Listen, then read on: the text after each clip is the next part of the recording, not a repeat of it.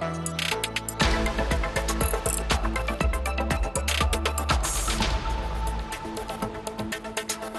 et messieurs, bonjour et bienvenue dans le Focus Éco. La coopération Sud-Sud et la dimension africaine, une priorité de la politique étrangère du Maroc, un axe majeur de la stratégie du Royaume pour un continent intégré, inclusif et prospère. Une intégration économique africaine au sein de laquelle tout partenariat noué est un partenariat d'égal à égal. Une vision qui prône le partage d'expériences, le co-développement ainsi que le co-investissement. Et on va en parler de cette vision du Maroc en ce qui concerne la coopération Sud-Sud avec Abdelghany Yomni. Vous êtes économiste, c'est un plaisir de vous recevoir sur ce plateau. C'est un plaisir pour moi aussi, Madame Myriam Hamlichi. Merci. Alors, je le disais en préambule, la coopération Sud-Sud est une priorité du Royaume du Maroc aujourd'hui. Le Maroc qui traduit ses paroles en actes avec des projets stratégiques et structurants pour le continent, la vision atlantique, le gazoduc Nigeria-Maroc, donc en tout cas plusieurs projets structurants pour justement un continent qui soit intégré, inclusif et prospère. Eh bien, écoutez, vous avez tout dit. Le Maroc, sa vision et sa stratégie pour l'Union africaine, elle converge avec l'agenda 2063 de l'Union africaine, donc, qui veut augmenter le bien-être, augmenter le niveau d'éducation, de l'IDH, surtout le continent africain, construire une économie transformée. Ça, c'est très important pour intégrer de plus en plus de jeunes dans l'employabilité, dans l'emploi. Une agriculture moderne, c'est ce que fait aussi le Maroc à travers l'OCP et toutes les aides et les dons d'engrais, mais aussi de créer des joint ventures avec des pays comme le Nigeria, comme d'autres pays comme le Ghana ou le Kenya sur des projets. Après, vous avez l'économie bleue, très très importante pour le Maroc, c'est-à-dire l'économie maritime, à travers une pêche qui est modernisée, mais qui est protectrice du durable, de la durabilité.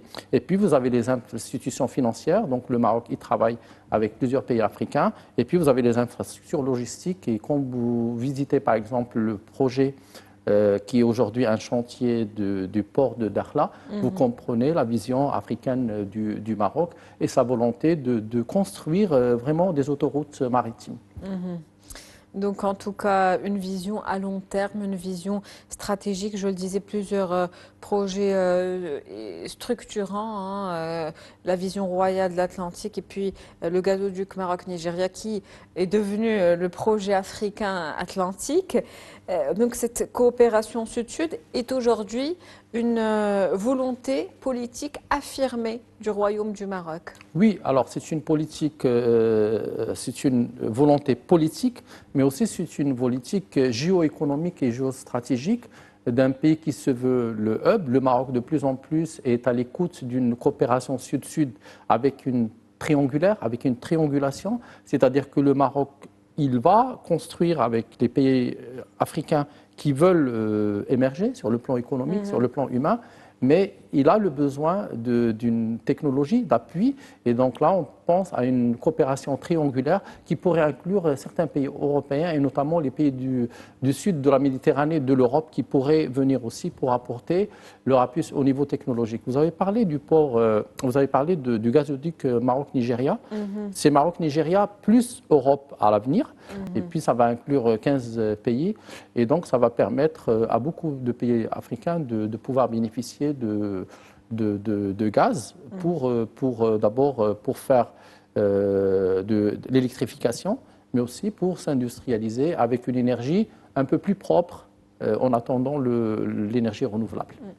Justement, quels sont les mécanismes et les instruments mis en place justement par le Maroc pour renforcer cette coopération africaine ? Ben écoutez, il y a d'abord, il y a l'Agence marocaine de coopération internationale qui existe depuis plusieurs années, depuis 1989. Et le Maroc accueille plus de 24 000 étudiants étrangers, dont 20 100 viennent du continent africain, 47 pays, qui sont pour la plupart boursiers et qui suivent leurs études depuis des années, mais ça s'est renforcé sur les 15 dernières années. Donc, si vous voulez, l'AMSI joue un rôle important. Et puis, il y a un projet, alors je ne sais pas s'il se réalisera ou pas, d'un Erasmus africain, c'est-à-dire de pouvoir permettre aux étudiants et aux ingénieurs du continent africain d'avoir une mobilité avec des doubles diplomations, un petit peu à l'image de ce qui se fait au niveau de l'Union européenne, avec des bourses, parce que ça c'est important aussi, d'avoir un levier financier pour poursuivre ses études et pour voyager au niveau du continent. Et puis je le disais tout à l'heure, on parle de partage d'expérience, de co-développement, de co-investissement. Alors ça se fait au niveau de l'environnement, ça se fait aussi dans tout ce qui est énergie renouvelable, avec plusieurs pays africains.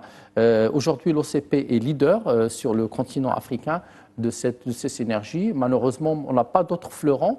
Il y a des projets sur l'électrification aussi, avec ce qui va se passer au niveau des provinces marocaines du sud, du Sahara, et qui peut-être il y a des pays, puis il y a des routes maintenant qui s'ouvrent avec la Mauritanie, avec d'autres pays. Et je pense que les autoroutes maritimes au niveau de l'Atlantique vont apporter beaucoup de choses. Maintenant, est-ce qu'on va être capable de transformer ça en croissance économique, en industrialisation, en création de l'emploi? C'est une vraie question. Le challenge, c'est une vraie question, parce que maintenant, il y a des débats, si vous voulez, au niveau des pays de la CEDEAO et des pays de la zone franc. Est-ce qu'ils veulent quitter le franc CFA ou pas? Ça, c'est des débats internes.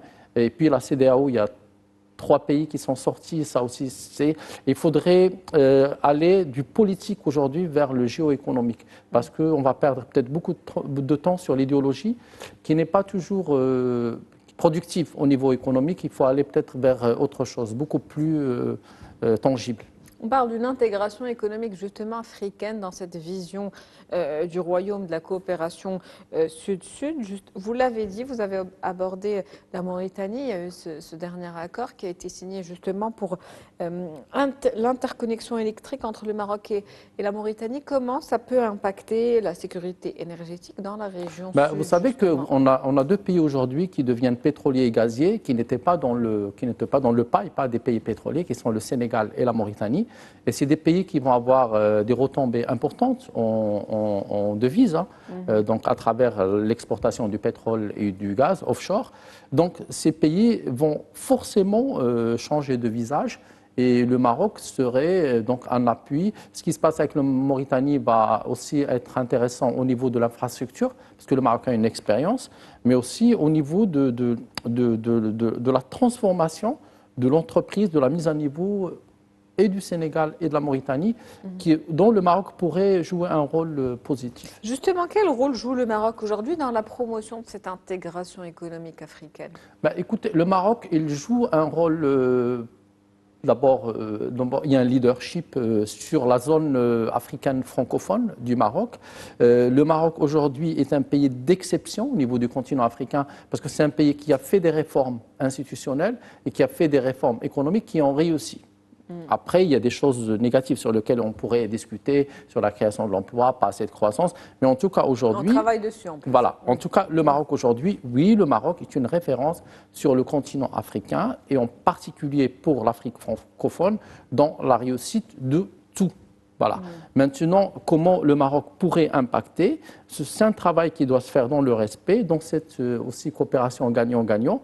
Mais moi, je crois beaucoup aussi à la coopération triangulaire. C'est-à-dire qu'à un moment donné, le premier partenaire du Maroc, c'est l'Union européenne, avec plus de 70% d'échanges, mais aussi le voisinage. Et il pourrait y avoir une relation beaucoup plus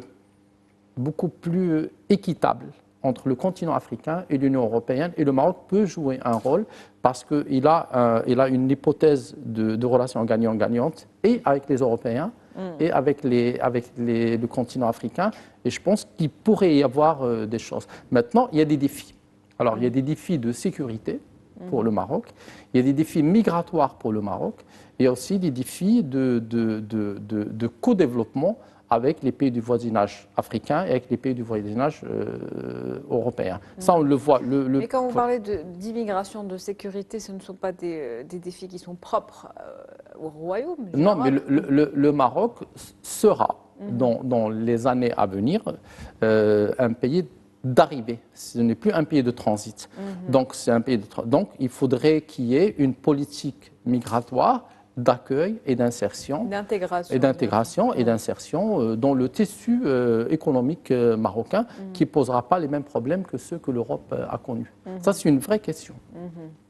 Une question, en tout cas, qu'on est train de travailler. C'est une vraie question. Oui. La réflexion est là. Justement, j'aimerais qu'on revienne sur cette coopération triangulaire dont vous parliez tout à l'heure, dans laquelle le Maroc jouerait ce rôle de pivot et serait un intermédiaire entre les deux continents, donc l'Europe et l'Afrique, un rôle qu'il a toujours joué dans tous les cas de par sa position Voilà, alors stratégique. si vous voulez, nous avons sur notre voisinage marocain, à l'Est, nous avons un pays qui a choisi l'idéologie. Le Maroc a choisi une autre stratégie qui est le développement, la co-industrialisation, la coopération.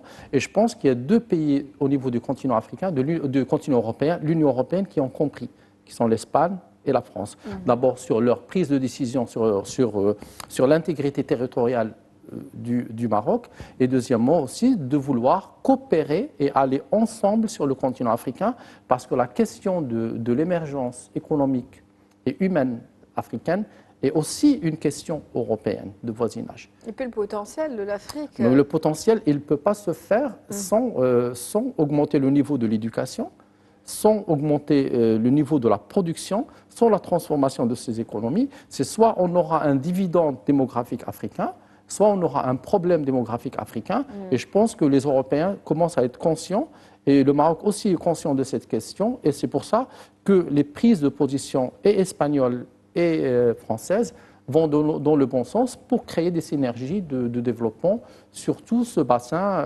euro-africain. Cette jeunesse africaine qui fera et qui fait déjà la force du continent. Oui et non. Oui et non. Alors, c'est tout simple. Si on n'arrive pas à augmenter le niveau d'IDH et si on dépend toujours des exportations des matières premières et pas de les transformer sur place, et si on a une relation de prédation avec des pays qui sont exportateurs et à bas coût de production et qui prélèvent les matières premières pour les transformer, pour les réexporter, je ne pense pas que cette jeunesse africaine serait une solution, mais elle serait un problème déjà en intramuros, puis il le sera peut-être en extramuros, y compris pour la jeunesse marocaine. Nous avons aussi aujourd'hui une fin de notre transition démographique avec une population active qui va s'accroître tous les 10 ans de 2 millions jusqu'à 2050. Il faut apporter des solutions en emploi.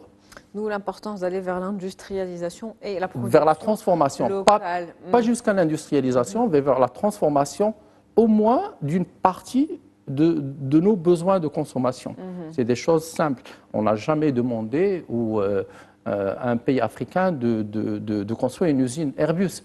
Nous, ce qu'on veut aujourd'hui, c'est qu'on n'importe plus les besoins qu'on peut transformer facilement dans nos propres pays pour que nos ressources en devises ne soient plus retransmises à des pays comme la Chine, comme l'Inde, voilà. Merci à vous pour ce décryptage, Monsieur Abdelrahmane Yomni. Je rappelle que vous êtes économiste. C'était un plaisir de vous avoir avec nous aujourd'hui dans ce Focus Eco. Le plaisir est réciproque. Merci pour l'invitation. C'est la fin de ce Focus Eco. On se retrouve demain avec un nouvel invité, nouveau sujet. Très bonne journée. Merci pour votre fidélité.